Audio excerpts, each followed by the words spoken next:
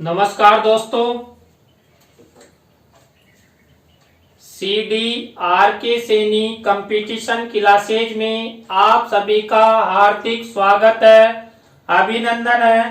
देखिए, हम जो साइकोलॉजी से संबंधित जो अधिगम के सिद्धांत है, उन सिद्धांतों का हम अध्ययन कर रहे हैं। और आज की जो हमारी क्लास होगी, इस क्लास में हम जो कोहलर, कोफका और वर्दीमर द्वारा जो अंतर्दृष्टि अधिगम सिद्धांत सीखने का जो सिद्धांत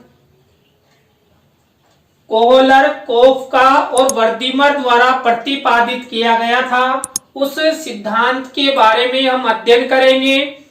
तो इस क्लास में हम जो कोहलर, कोफका और वर्दीमर द्वारा जो अंतर्दृष्टि सिद्धांत दिया गया, उस सिद्धांत की व्याख्या का अध्ययन करेंगे कि उस सिद्धांत के जो प्रमुख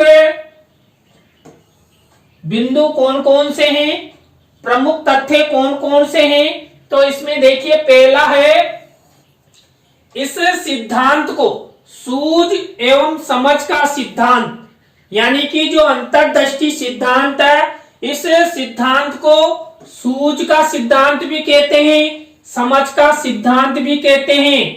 गेस्टाल्टवादी सिद्धांत के नाम से भी इसे जाना जाता है। देखिए, गेस्टाल्टवादी सिद्धांत इसे कहते हैं क्योंकि जो ये अंतर्दृष्टि जो अधिगम सिद्धांत प्रतिपादित किया गया, वो गेस्टाल्टवादी जो संप्रदाय था, जो कोहलर, कोफका और वर्दीमर है, उनके द्वारा ये सिद्धांत हमें प्रदान किया गया था। तो इस सिद्धांत को गेस्टाल्टवादी सिद्धांत भी कहते हैं। समग्र आकृतिवाद, देखिए, इस सिद्धांत को समग्र मीन्स पूरा आकृतिवाद सिद्धांत भी कहते हैं, यानी कि इस सिद्धांत के माध्यम से समग्र आकृति का अध्ययन कर हमारी जो अंतर्दृष्टि होती है, हमारी जो सूझ होती है, हमारी जो समझ होती है, उसके द्वारा अधिगम किया जाता है। पूर्ण आकारवाद अधिगम सिद्धांत के नाम से भी इसे जाना जाता है। किसको? अंतर्दृष्टि अधिगम सिद्धांत को पूर्ण आकारवाद अधिगम सिद्धांत के नाम से भी हमें जानते हैं। और इस सिद्धांत को परिज्ञान सिद्धांत के नाम से भी जानते हैं। परिमित चारों तरफ का ज्ञान, तो इस सिद्धांत को परिज्ञान सिद्धांत के नाम से भी जाना जाता है।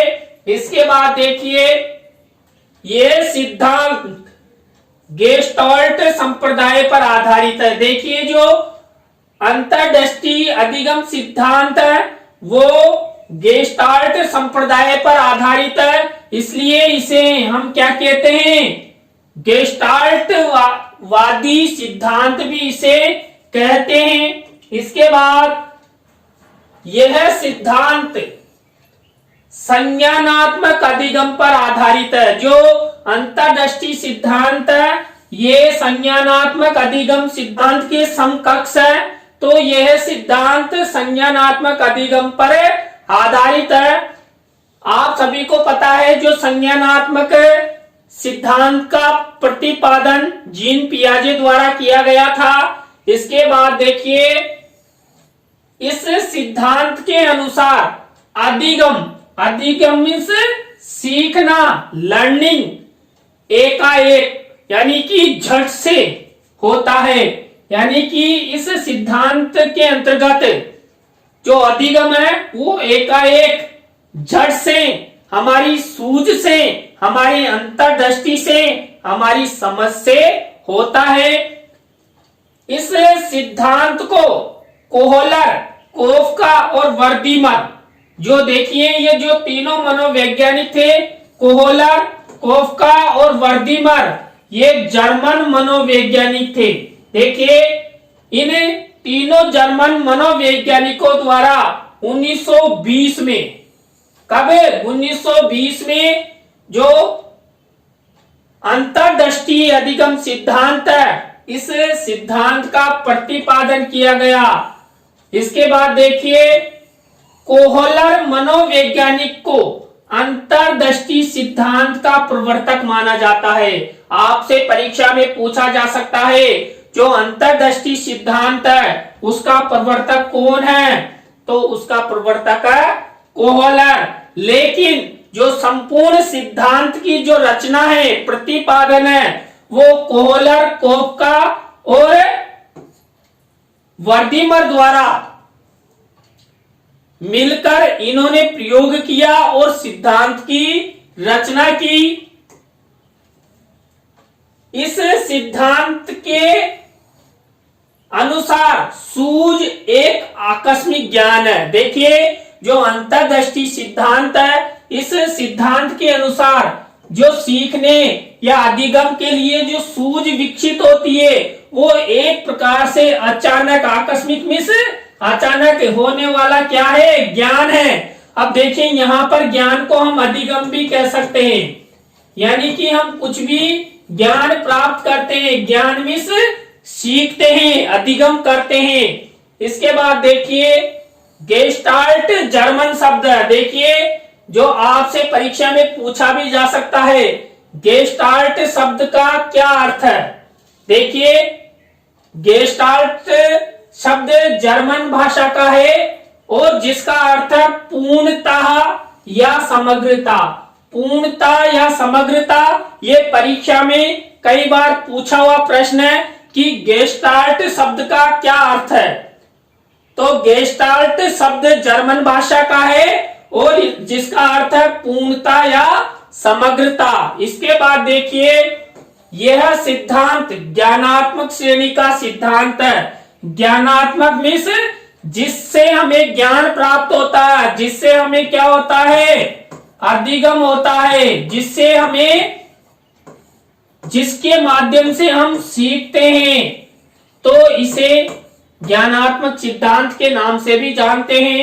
इसके बाद देखिए, इस सिद्धांत के अनुसार अधिगम के लिए अंतर्दृष्टि का प्रयोग किया जाता है।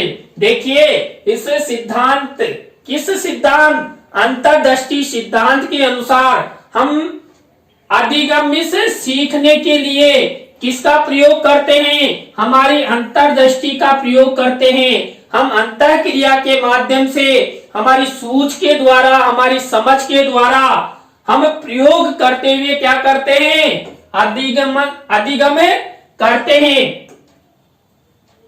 इस सिद्धांत के अनुसार अंतर्दृष्टि, सूझ, समझ, समग्र परिज्ञान के द्वारा परिवर्तन होता है। देखिए, इस सिद्धांत के अनुसार कौन सा, अंतर्दृष्टि जो सिद्धांत है उसके अनुसार हमारी अंतर्दृष्टि सूझ, समझ, समग्र परिज्ञान के द्वारा परिवर्तन होता है। यानी अंतर्दृष्टि में कब परिवर्तन होता है, हमारी सूझ के द्वारा, समझ के द्वारा और समग्र परिज्ञान के द्वारा। इसके बाद इस सिद्धांत के अनुसार प्राणी को अधिगम हेतु, यानी कि आप सभी को पता है इस संसार में जो जीव है, प्राणी है, वो अधिगम करना चाहता है और अधिगम जो प्राणी तब कर पाएगा, उसे, जो प्राणी होता है उसे अधिगम करने हेतु क्या करना पड़ेगा, प्रत्यक्षीकरण करना पड़ेगा। प्रत्यक्षीकरण के द्वारा क्या होता है, प्राणी को ज्ञान प्राप्त होता है। इसके बाद देखिए, इस सिद्धांत की व्याख्या कोहलर ने अपनी पुस्तक, जो कोहलर द्वारा 1959 में एक पुस्तक लिखी गई, गेस्टाल्ट साइकोलॉजी, उस पुस्तक में कोहलर द्वारा इस सिद्धांत की व्याख्या की गई है। इसके बाद देखिए, इस सिद्धांत के अनुसार कठिन से कठिन कार्य को भी हम अपनी अंतर्दृष्टि एवं सूझ द्वारा हल किया जा सकता है। यानी कि जीवन में कोई कठिन से कठिन कार्य हमें महसूस होता है, हम कठिन कार्य को नहीं कर सकते, लेकिन जो हमारी अंतर्दृष्टि है, इस अंतर्दृष्टि के द्वारा हमें कठिन से कठिन कार्य कठिन से कठिन सवालों को हल कर सकते हैं। किनके द्वारा?